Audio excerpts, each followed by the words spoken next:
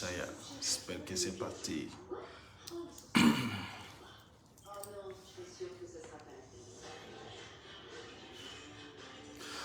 Voilà, bienvenue. Paiku sare ngal paingal labangal.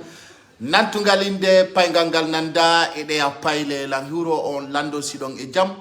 Nokukal ka won don e ka jodor don onon e wondibe mon e jatigibe mon haray no andir don non abi fata ko wana ko do e mon haray meden ari on kadi andintingol wana fi dernière fois ay do ngandi kala mo jonno don dole e yara yeso haray non ko mi toroto taw wimi awa fo sabuna sa nani jannano noti kema ko yimbe ma be battima haray lan toroto kala pullo yidudo seku ba fata ko andutunodo seku ba fata ko wadi ko weli dum ara meden toroma soutenugol men le 18 février ka stade Petit Sori de Nongo wato katawata fendo doni kanko abi fata ko mo nder Dakar kono jango ka 18h paw o hewtay ka aéroport international Ahmed Sékou Touré ara no motori kala media comédien artiste jo mais wawata noddude fo inna kari ara kono foppu no teddina hewtugol ka aéroport international habbagol artiste jo modon abi fata ko ay no andir don non. On a fait beaucoup de rencontres, mais il dit Pape Diouf, Madame Marika di Yidugol et Wali Sek, Madame Marika di Yidugol et artiste bebouy, mais wata on sitande do, kadi auto comme un yoti Dakar do, mais wadani on deza, nahe mais wadani on clip tawo, mi do wa yugol, kala artiste jo pullo, yimo ko abi fata ko yimata ko meda wadde sigamako. Kono bewe tamantu machama dongal no fawa. Ay no andir don non o album e muñal ko album tawowo ko album burdo marde dole et pastoral guinéen. C'est-à-dire aujourd'hui, je demande à vous qui me suivez de nous soutenir. On va progresser très loin parce que buino tong aribe fama li pijidin kono be sobe wadi ande be jewtade ara ko mi andi tinta fo o yi ko me wadi kon gambi mi do andi non déjà tikeji bu yalti mi nani kaydi fo di marsi ara jama on kadi ko yo wonu très sincère très clair ay no andi don non buy fewndo do ni wobbe ara no moni parce qu'une fois que be da evolia et be ma ko be habano kima ils seront jaloux, ils vont essayer de te détruire.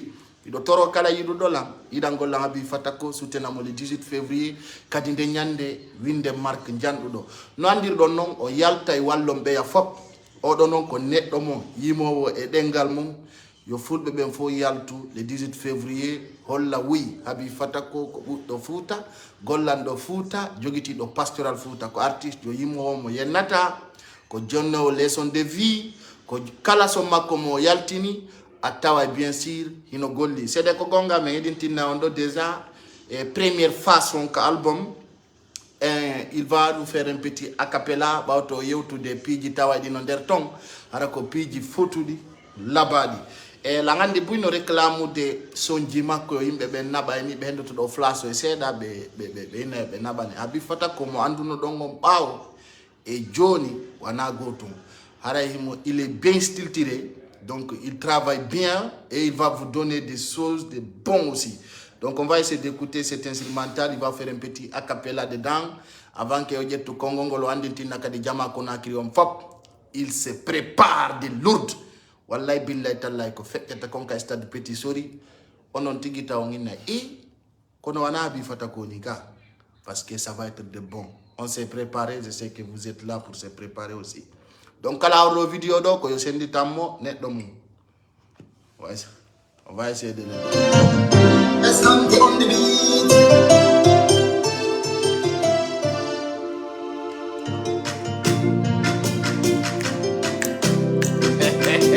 Rasta. Bon. Gasata. Aduna gasata. Gasata. Aduna gasata, sede gasata, openo jombire obe yonali. Sede gasata, openo darni tudi yonali. Sede gasata, openo ebi jawdi harali. Sede gasata, openo mari jawdi yonali. Wata satu olora jawdi, openo marro jawdi perdino. Wata satu olora lamu. Beno lami no be fon lama Wata satu olora ngungango beno uru no be maino Wata satu olora lole Beno dolnu no be ronkino Yo. Yo. Yo, mawami yo alutoi. Yo, aduna gasaka. Voilà, cet morceau est dédié à la première phase. Je vais faire écouter une petite partie parce que beaucoup de personnes me réclament cette son. Donc, je vais essayer de les retrouver ici. Vous allez écouter ça une petite partie. Un morceau qui donne des leçons. Voilà. Hey, Abi Fatako, il y a déjà 500 personnes qui n'ont qu'à partager. Tu vois. Écoutez ce morceau-là qui donne des leçons à vie. Écoutez. Il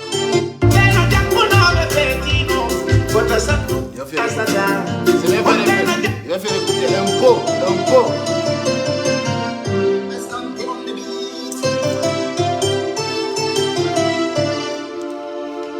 Gasata, Aduna Gasata. Gasata, aduna gasata. Sede gasata. Wakana jombiri ubeyonani. Sede gasata. Le boss.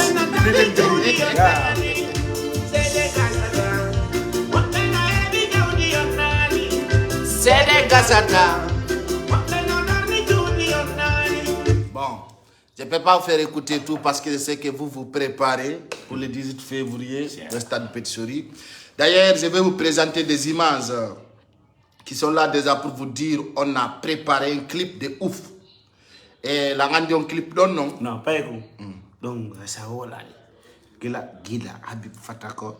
Faut y avoir des milliers. Wallahi. On a un clip d'or. Allez, non. Allez, il y a les boutons de Maintenant là, faut aller voir. Il y a surtout d'arrêter. Na fin de l'heure. Le clip quand même moi, si mi wadi hunde ne mi yiɗi nandi fultuɓe ɓe yiiɗa quoi parce que golle ko noon sa golli a weltike handi mo gollanɗa on kan tisike. Voilà, haray non e Habib Fatako e hande kadi fili tanto jamanko wolden kon souvent no andirɗa non le 18 février e a waɗi ko wiyete konta o et autoproduction, c'est-à-dire aujourd'hui tu te produis toi-même. Moi-même. Donc tu n'as pas de sponsor. La sponsor est goto. Community what the fuck tout. Tout c'est pour toi. Tout le monde dit Habib Fatako c'est un soulard mais c'est un Z7 quoi. Andy Wole de Bona quoi. Taure de Bona. Bien sûr même si c'est ça, mais quand même nous du soulard système. Parce que nous sur la bégo arrête d'année que faire là quoi. En passage, voilà une personne qui est très gentille. Donc on a nommé Habib Fatako, Jododi et Pape Diouf, Jododi artiste bégo. Aujourd'hui on te voit la route vers Sidiki Diabaté. Et puis voilà Safari, l'équipe de Safari déjà qui ont promis vous allez faire un featuring. Déjà je vois aussi il y a une équipe qui quitte de la France qui descend en Guinée pour t'accompagner. Et deuxièmement aujourd'hui je vois comment tu vois quand les gens te voient avec Pape Diouf, tu te sens comment? Quoi? Parce que il y a une autre qui a gagné Pape Diouf en Jodo. Yeah, mais Andy Bene, la vie, dans la vie là, on ne sait jamais. On ne sait jamais. Donc, nous dit Pijigo, quoi la jogiti. On ton cœur ouvert. Dans le labounet, si la jogiti dans le labounet, Pijigo ton quoi la wat ma surprise. Nous des artistes bébous, nous sommes des béjoniers Habib Fatako. Habib Fatako quand nous béjoniers, parce que c'est l'union qui fait la force. Donc, me le verti, grâce à Paye Kounsare, tu es un bon manager quand même. Tu m'as aidé beaucoup. Tu sais, avant toi, mais moi là, l'ancien quoi. Mais maintenant, mais ici, donc, on va sortir de bas faire un bruit, et je suis fier. Je suis fier donc. Comme on a dit qu'on fait drapeau la Guinée en rouge en vert. D'ailleurs, Habib Fatako, tu es le premier artiste guinéen de rencontrer Pape Diouf. Quand on est le premier artiste de Guinée, il y a le de Pape Diouf, on voit dans vidéo. Quand il a accepté de dire oui. C'est mon rêve. Et puis, il va à Dakar, il y a la Guinée pour t'accompagner. Aujourd'hui, il y a des gens qui ont fait des femmes. Comme il a fait des soutenants. C'est fait de la relation. Artiste Benyan de bébé fort. Puis on a Wally déjà communiqué avec lui. Il a accepté faut qu'on rencontre ensemble, on fait tout ensemble. Il a accepté tout ça. Comme tout le famille Benton, comme on soutient Habib Kadi, parce que c'est un Sénégal, à travers les artistes, on soutient. Donc, on a besoin de soutenir, on a besoin de public, la Guinée, himbe, amben. Il y a soutien de Fatako, Antoine Fatako, on va dire, on tout le monde. Donc, il faut que y ait un cadre pour le cadre de la Godo, Harry Lutal Tumbao, il n'a pas de journée à Kobe, à Uribeya. Faut que c'est obligatoirement. Comment Walindre, moi, je sacrifice pour le foot à faux, j'accepte. Parce que je fais la halanka donc jama on doit faire des mots puis je dis femme ko be femme ko harabe femme ko ennemi be femme ta ko kambe be femme il mabbe de ko on femme de do ko tout ça voilà très bien haray no habi fata ko hande yimbe buy no habade mani la Guinée. Je vois beaucoup des appels, je vois aujourd'hui et yimbe be no woni prêt fi yawgol kay stade Petit Sori de Nongo haray no o album mado mi andi da wadi do featuring angi Musto Camara mi andi kadi angi Alpha Jodara e mi andi kadi hino to yimbe gobe mi wata wolu il y a Pape Diouf dedans et il y en a beaucoup il y a groupe Safari dedans il y a Wally Seck dedans comme Sidiki aussi on va rencontrer avec Sidiki après ça tout ça on va rencontrer avec Maître James il y a de tous les déjà il faut donc déjà il y a tout fait maintenant bientôt avec Black M aussi Black M d'ailleurs je remercie Skype par passage Skype bien de tout ngande kadi habi fata ko na artiste fandulo de na artiste joka Aldo a colotiré na artiste Aldo et puis na artiste fan mais puis je dis iyo après fin de do ben holi be on laki mais be ande tum ko goddo warata goddo ok en passage lang euro fo e jonno ko il y a un grand élage moi andi déjà pas con après le dédicace de ma tournée européenne tournée américaine tournée partout andi déjà assigné do contrat du boy donc mi wata ma single kap ci dogi bawang yangi ka bawang junior langue direct mais de beaucoup wadi piji buy fian tant fois que j'accepte signé do contrat du boy tournée européenne tournée américaine tournée du boy la signé do donc fois que accepte ndundo c'est pour cela mini Habib na artiste yo ande kadi balier voilà très bien voilà pas comme ça pour ne pas t'interrompre. Et je veux dire au public et mélomane guinéen de savoir aujourd'hui dans la vie, il y a l'objectif que l'on se fixe. Quand tu débutes quelque chose, tu te fixes un objectif, tu dis il me faut atteindre ce niveau. Donc la musique pastorale, ce qu'elle représentait hier et ce qu'elle représente aujourd'hui sont totalement différents. Aujourd'hui, il nous faut porter la musique pastorale au seuil. Il nous faut porter la musique pastorale au haut niveau. Il nous faut aller faire maintenant des grands concerts. Quand je dis des grands concerts, les concerts dignes de nom. C'est pourquoi nous demandons à tout le public et mélomane guinéen d'être vraiment présent. Je sais que quand vous décidez, vous pouvez être présent au stade Petit Sori de Nongo le 18 février prochain, c'est-à-dire le samedi prochain. Oui. Mais comme avant vous, demain soir, et on a reçu beaucoup d'appels ici pour nous attendre à l'aéroport international Ahmed Sékou Touré de Conakry. Inch'Allah, nous serons là-bas. Chassez que la crainte que vous aviez hier, dire que quand je signe un contrat avec Habib, peut-être il va venir, peut-être il ne va pas venir. Ça c'est déjà clôturé, c'est mort. Il y a une structure, il y a un groupe bien structuré qui tourne autour de l'artiste et maintenant, il ne fait pas n'importe quoi, il ne va pas n'importe où, il ne communique pas avec n'importe qui. C'est clair et net. Parce que dans la vie, pour qu'une équipe évolue, il faut que chacun fasse ce qu'il peut. Que quand chacun fasse ce qu'il peut dans les règles de l'art, nous irons au haut niveau. Et pas comme ça aujourd'hui, grâce à toi, beaucoup de grandes portes ont été ouvertes pour nous, pour l'artiste, et ce n'est pas le talent qui nous manque. Comme tout le monde, ce n'est pas le talent qui manque à Habib, mais peut-être c'est un collège managérial qui peut vraiment le porter au haut niveau, c'est ce qui manque. On a des complexes devant personne. Nous savons que notre artiste peut, et ensemble, si nous nous donnons la main dans la main, nous pouvons. Et je pense qu'avec ce groupe-là, nous pouvons partir au haut niveau. Voilà très bien. Ko arido andintingolong Habib Fatako, vous savez, c'est le 18 février. Stade Petit Sori de Nongo. So ina mbe ngandintin na ko andu don déjà mbe ngandi public kon Conakry wana sike ko pellet pour le foot yaltira wa dille abagola bi Fatako Stade Petit Sori. Hara non de nyande ko no desudo da wada ngolbe. Sabuna da D'ailleurs, dans une salle de sport entraînant, il y a un concert. C'est comme Voilà, c'est bon. La femme est quoi, Andy? Avant, Johnny, on est différent. Jean Ludo. Donc, comme Toroto Jamao, mi wawata gonga ma ala ko mani macca mum dolle no para wata haalde fop mais si ɓe ari ɓe hiyay koɓe duwa hiide kon e koɓe faala hiide kon e koɓe miijanoki kadi ɓe hiyay ɗum noon kadi par ce que fokke ara surprise go kadi no ton surprise ji go heɓo jonnon mi andi a déployé déjà podium mo ƴettuɗa on tun ko 100 millions et quelque ko tawata a ƴaway ɗon yima.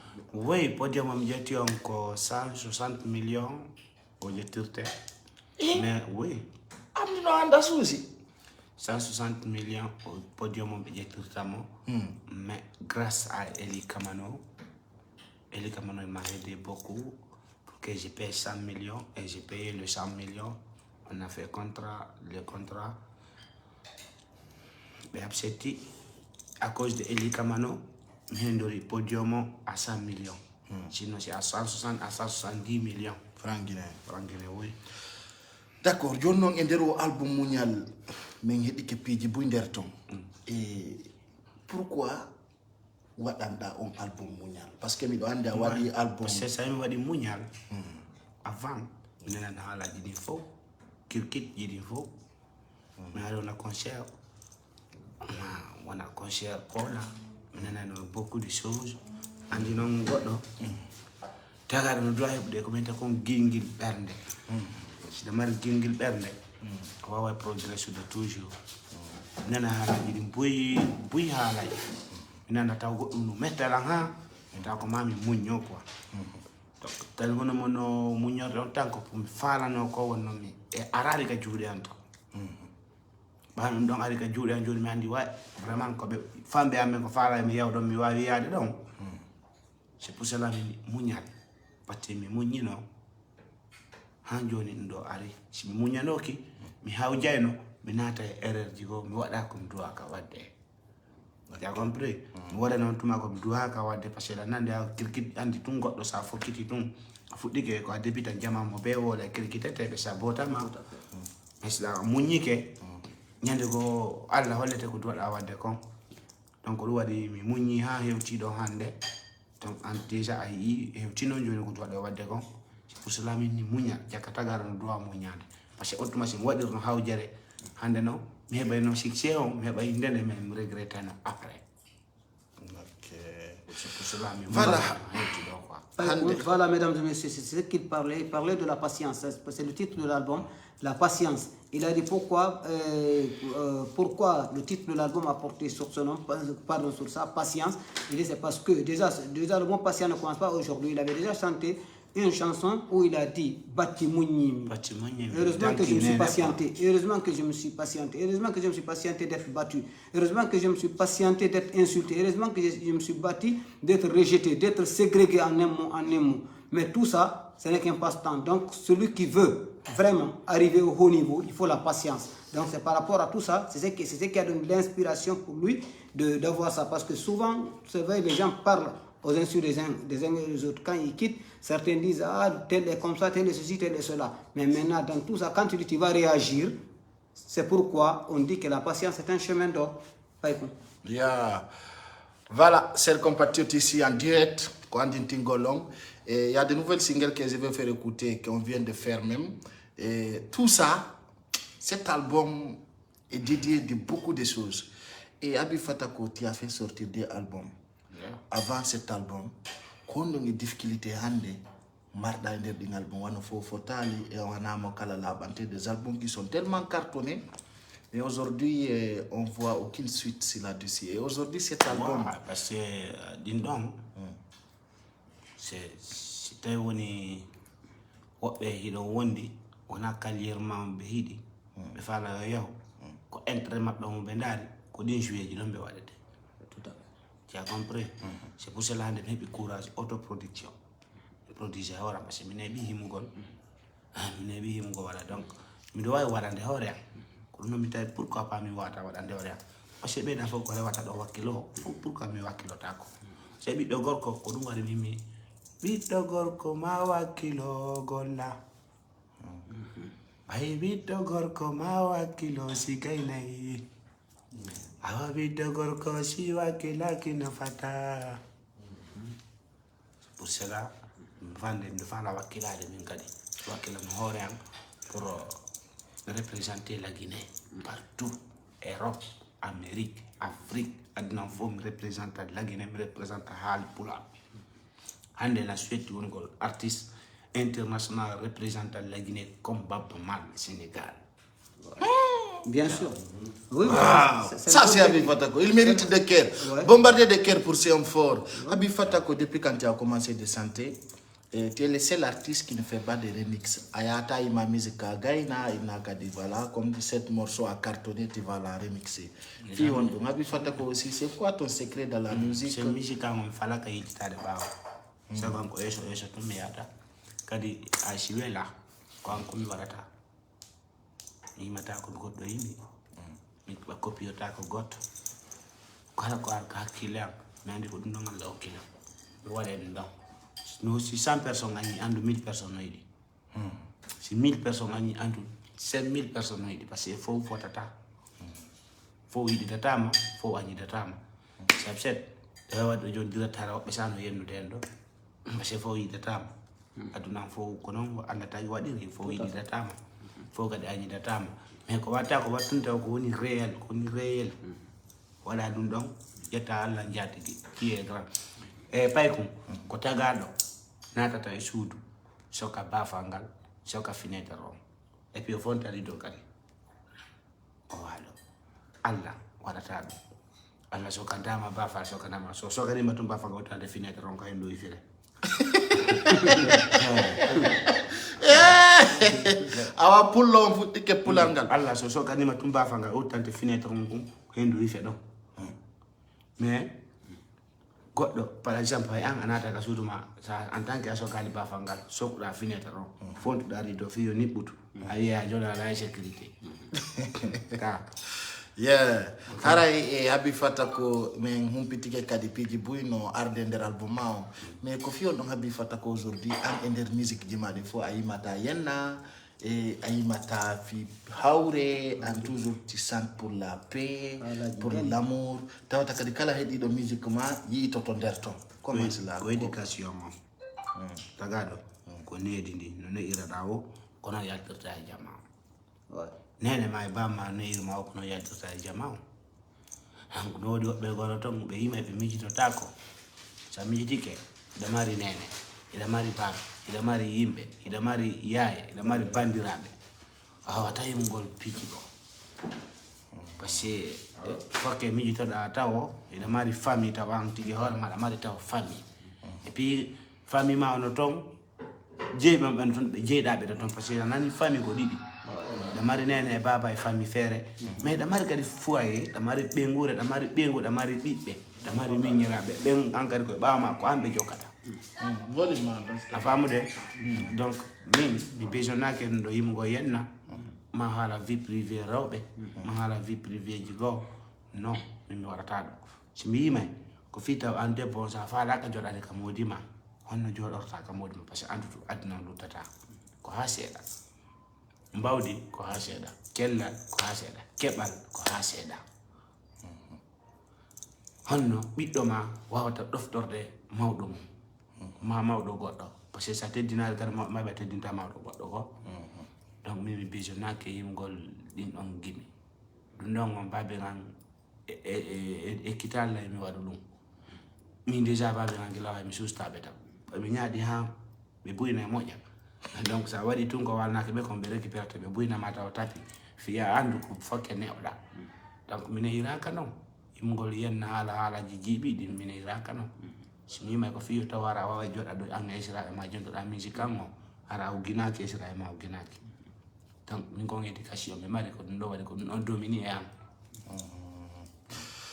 voilà très bien jonnon ko hono madda kadi ko yewta jama la andi jango wanoni hara ida Conakry chanda jabe jango wanani voilà men on bouge de 17h 15 minutes 15 minutes mais to ya 18h15 minutes are la bi kala yiɗɗo aɓe fota ko yiɗi nene mum jara yiɗi leñol mungol yiɗi ɗengal mungal yiɗi haala munka yiɗi peyi mum o yiɗi siɗɗo mum o yiɗi aade mum o en tori mo arɓe fota kayre por jangol ko ɗon muran ɗum fuɗɗoto de ku hara yabi fata ko andintini on ko sati ko hino laati Kastad Pétisserie hande non e yi artiste ɓe lagine ɓe buy participe fi o événement ma ɓe soutenude hiɓe wakkili ɓerɓe waɗali ɓen ko no marɗa ko yiyaɓe ɓerɓe waɗali men komi wawi mari komi wiyaɓe yo Allah wallu e men fof ɓer waɗɓe ɓen kadi mari komi wiyaɓe Allah wallu men fof woɓɓe no toon haɗa ɓe heɓali woni feere waɗugol aranamoni woɓɓe gono toon kadi hara ɓe falaka waɗugol ma mi arana ɓande goɗɗo crédit ka téléphone mum obligata hay goto mais komi andinayɓe tum faut que faut jogodiren c'est union qui fait la force tu as compris c'est wallidirani goɗɗo ɗo wallata en ko wonne wallidirta andinoy an jangono e goɗɗo si a yi colu no jooɗi wala goɗo joma immo hoore amen ta immo hoore makko tu as compris donc yoɓe andi tutumen fof komin nene goto baba goto en tout cas moi je suis fier de tout le monde e miɗo waɗi fop kay ko nene gotoɓe am e fop koyen goto wallidiren kono no wata nabirde yeeso wallidiren Habibou Fatako. Donc, pour vous dire, ce nouveau single qu'on vient de faire un clip, on va diamant tout le Gokum. Il n'y a pas de problème, c'est pour que film appelle dire.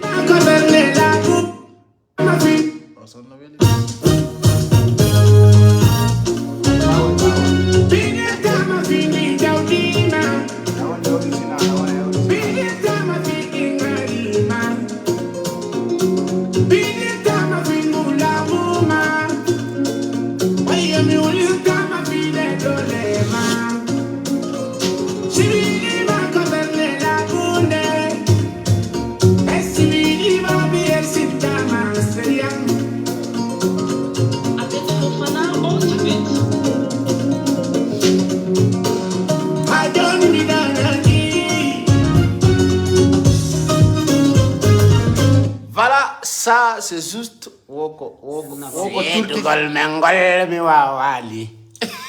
Seri taye gutu gila yauda mi danagi. Voilà, phénomène yabi Fatako me yidata onano ala jibu. Andi ti fendo yidu de. Dañande film dala da grand ko fe no nga nyami ta ku yap. Kono min nama. Itu da comportaki. No ay mo comportaki on gonto onde yade. Do. To accu be ben tawne. Ta tawno hore ma. Ala O goddo wonata fi ma. Ka wado hore ma da buri fu. Si Allah toni ma goto tipinta. Ka wado doy. Sa wadi doy. Jama on fo tawnate. Adu wona nyande yidnode. Yewden taw Tamba. Jawbe. Kunkande. Kusanaru. Korto karta.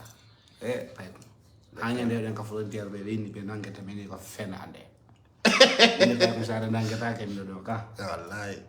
C'est pour cela cet artiste kala ko mi wadani mo ça vient au cœur parce qu'aujourd'hui on andi fendo menen dido me fuddi golludugol nanno alaji buy wobbe noddamo yakubulo gerjo wudduda o wado wodum ara non be anda be wobbe noddude ma sabota hay haaju mabbe yani sare den ko min be noddata tu vois kono ɓe wi tagaɗo wolu tum kono andi fanki anda mo kala ko miji men nani buy kono si Allah lando jaɓi son souteni men au concert le 18 février Kastad Pétisserie on yey kadi nokku go Habi Fatako d'ici 2024 kadi mi wolanayi on ɗo ko sati kono laati lewru kala ha 2025 clip accitete lewru kala mo kala yo abonode wona prêt nous on a commencé e kadi wawi darnugol ɗum wosi men nawni walla men maayi.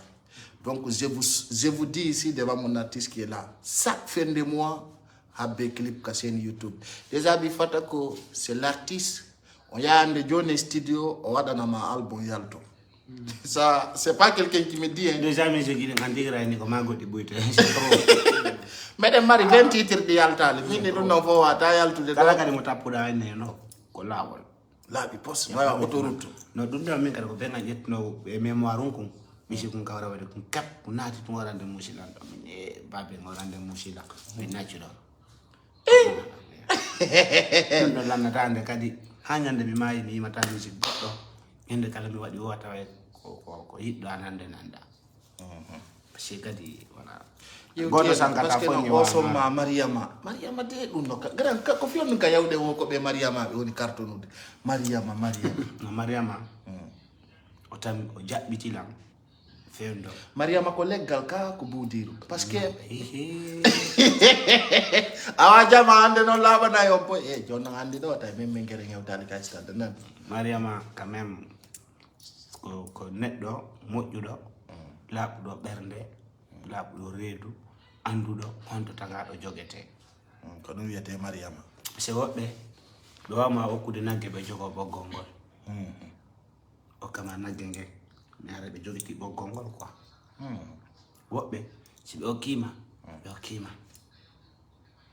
donc mariama wallitike en kankadi o waɗi effort makko fof fituye waw iwde ka wonnoɗen ɗon yahen dow quand même je suis fier mi woni fier e makko ha itu vole mon to maga mimba amba pay ko sare pe sanka dandi mariam gra elage men so min mariama ko mi andi konko ka stade petit sori mariama ina do mariama be go mi anda no ko mariama ta wombo parce que mi anda mariama jo don ko wombo ka stade ando to ko mariama jo wombo parce que be mariama be no dudi de ka gra mariama be ngare gambi ko mariama be ngare mam subi dira mariama Gambie mariam Sénégal mariam Europe mariam Canada mariam États-Unis mariam mariama il s'agit de quel mariam ou bien mariam c'est de l'eau wala ko boudir wala ko ou bien c'est l'air qu'il faut respirer donc voilà ce qu'on demande à tout un chacun la ngandi do wondo nombre partageons nos vidéos kala hawdo e makko nabana mo ay mariama ben no hewi der ga mi gonno mi do andi mena mariama tajersina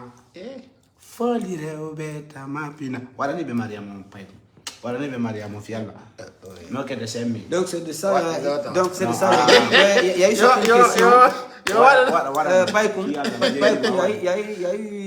y a eu la question de savoir comment dire, pourquoi Habib ne remixe pas ses chansons, pourquoi il ne chante pas n'importe quoi. Il dit que tout dépend de l'éducation, que l'éducation qu'il a subie, il n'a pas accepté il n'a pas accepté de se lancer dans le cadre des injures. Parce qu'aujourd'hui tu es enfant, demain tu vas grandir. Quand tu vas grandir, comment tu vas t'asseoir avec tes enfants pour écouter? Tu as quelle relation avec Thierno Maman? Que lui quand il chante, c'est mon ami. C'est mon ami. Et puis ko gore jam ko gido am ko welti jam ko menen fap parce que je l'ai vu on va parler devant lui quand il de ko inde fudda ka aldo lauti avait plus que 10 ans comme ni tout action makko je vois que ça vient du cœur non mon mari hakil parce que ko fala ka koy yo duddon yo bu wonir mo andi koy c'est et koy et gala koy no ko fi yimbe makko ben o woni fi mo na o wada ko boni ko fi yimbe makko be yo fotu o woni mo ke bena jouet mo kadi force donc ay kadi fo abseti parce que be andi koy be ne men ala hakil kono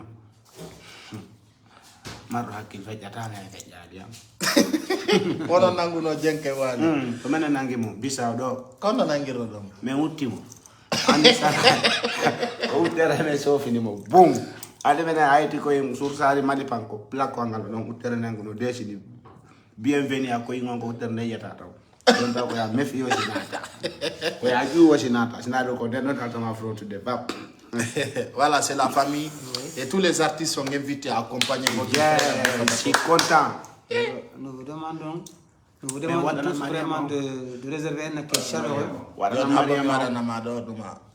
Non, Mariama. Donc, Mariam, ça sonne de bon goût alors. Non, c'est grave. C'est femme patente. Ouais. C'est femme patente ou battante? C'est ça. C'est femme battante. Ah, c'est battante, bien. Ah, tu m'excuses, hein.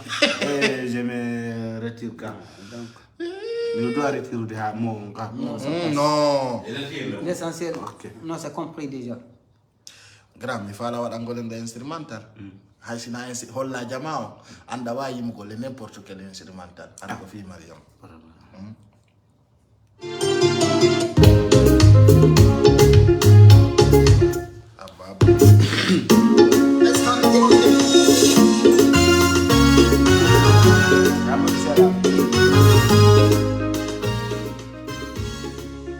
Misubai kominata, misubai bobi jomba, Bishobai Movida, Habibu Shobai Giramunga, Bishobai Gominata, Bishobai Gominana, Bishobai Momi Hollow, Habibu Shobai Movida, Sherry Ankadi Achu, me have no me photora, Maria Machu, me have no me Goldera, Maria Machu, me have no me Walora. Maria Vacho, me have no me photora. Sherry and Satini, we were what I done a god. Sherry and Satini, we were yeah, Voilà, c'est pour vous dire, chers compatriotes, tous les Guinéens, d'accueillir mon artiste demain à partir de 18h15 à l'aéroport international Ahmed Sékou Touré. Adnan Koka. Grand yari Koka de John Nomi Dakbar. Andi Bam Yakitina Yaruga Piji, Mammy Yara Koka Petit. Abbe men ka aéroport nan fala de la yide wo. Watino la ligne Johnny Koka. Donc, Païkoum, tu vas aller Bien sûr, mon artiste. Tu seras à Conakry demain. Pourquoi pas? Comment pas? Moi, je vais aller avec lui, je peux pas, je ne peux pas grand à la je suis le manager de l'artiste. Comment je suis le manager de l'artiste. Donc, le grand manager sera à l'aéroport. Faut que vous ayez. Bien pour me voir à l'aéroport. Kala ino do me il to pate mon konyan ne. Non, il te da. Ça il te garde contrat mais mon boni. Ah, il est donc. Informé, le 18 février, nous serons à Conakry. Au stade. Donc, au stade de Petit Sori, je demande toutes mes sacs, mes partenaires, tous les médias de répondre à l'accompagnement de l'artiste. Il y a 700 personnes qui te suivent ici. Oui, mais Adna Kosabu, la va être racole. Mais il y a fort là, pas qu'on y aille. Toro da on kombo mi bon. Est-ce un colonel Dumbuya on faut take un report. Mais faut taille mais faut que men Guinée. Voilà, je me dois faire des pardons pour qu'on peut aller ensemble. Lande da on pardon. La communauté.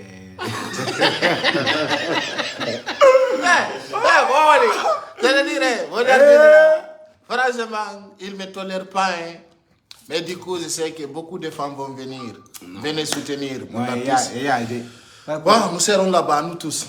Django artiste, dans la semaine, à partir de jeudi, vendredi, je serai à Conakry, juste pour soutenir l'artiste. Déjà, vous savez, Sam Marie ne bouge là-bas. Et vous allez nous voir ensemble là-bas. Soyez au rendez-vous. En chair et en os. La velta ni on fa kala yiɗɗo lamɗo yiɗi mo han yesso Allah ɗonno ko numarɗa ko yewtada o jama ɗo e waynodirde ko mar ko mi waɗa jama on ɗo weltaniɓe sa nani Habib ko yimɓe ɓen sa nani Paykon Sare ko jama on sa nani Graylas ko jama on ko yimɓe ɓe wondete si a waɗi peera yimɓe ala ko no gerdata sa waɗi haaju yimɓe arali ko no gerdata jawdino lanna acca yimɓe ko yimɓe wondete ko jama wondete ko jama wondete dibi ko yimɓe wondete jama wondete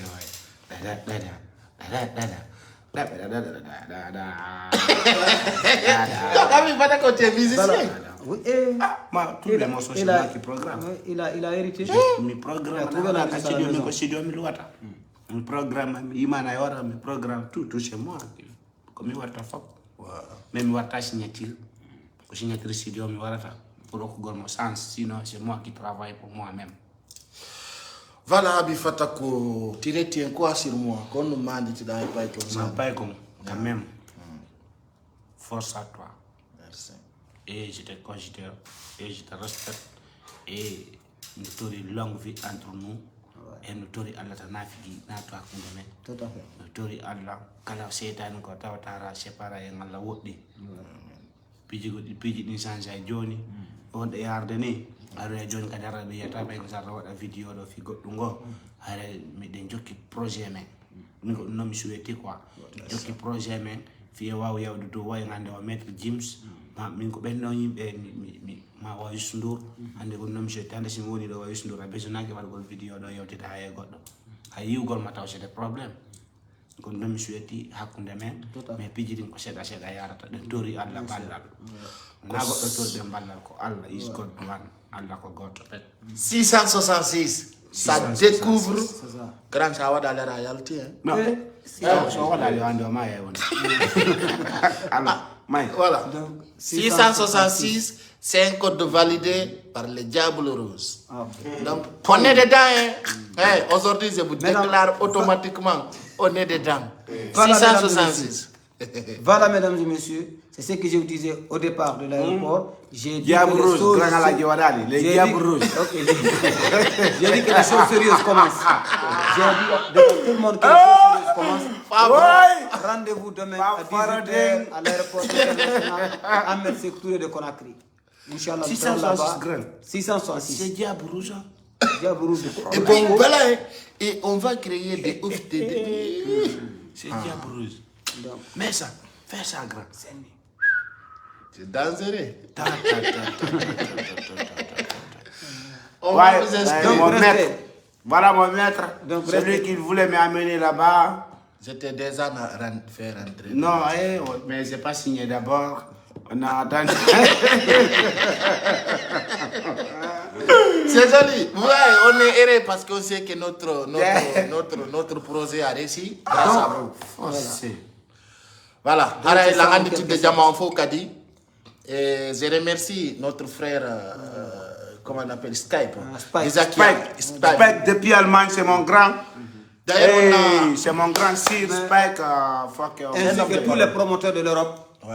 sans exception. Non, j'ai aimé le Nous grand. remercions Albarka FM de Barcelone. Non, j'ai aimé Nous le grand. remercions aussi Africa Non, Culture de Lille. Non, Aussi, j'ai aimé nous remercions Afroculture Event de Lyon.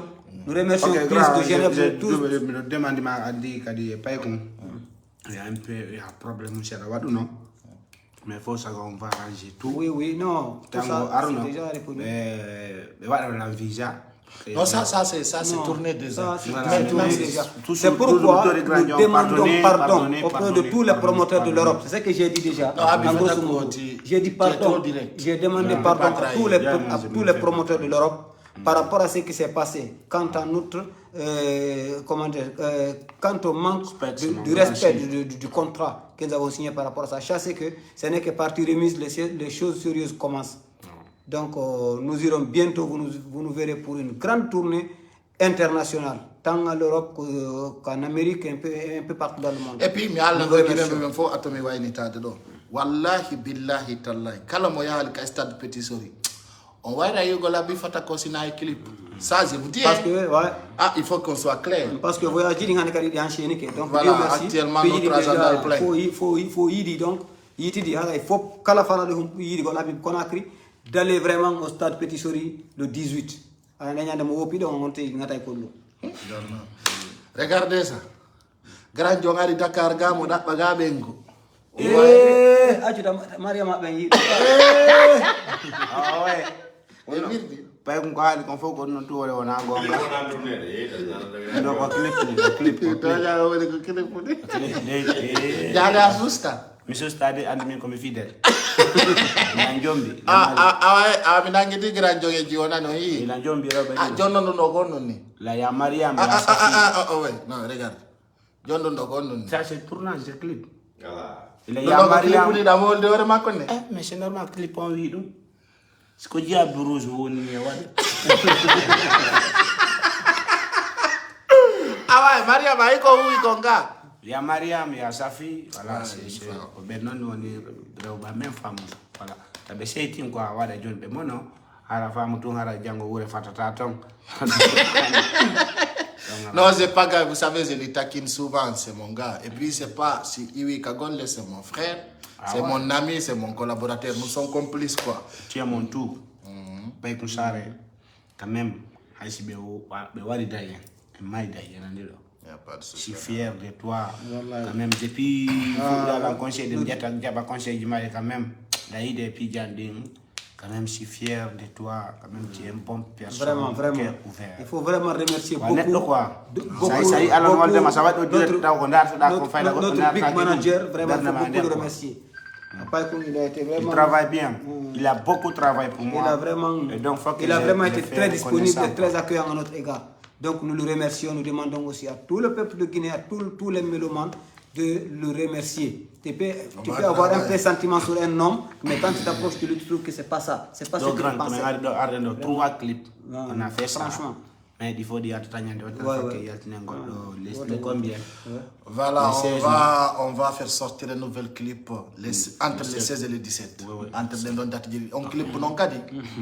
Calendar. wondire e Allah hakkunde ni Allah tagu ɗon guelam fuɗɗi wadde musique hali waɗa suga o clip ɗo ɗo ganta jab rouge moƴƴi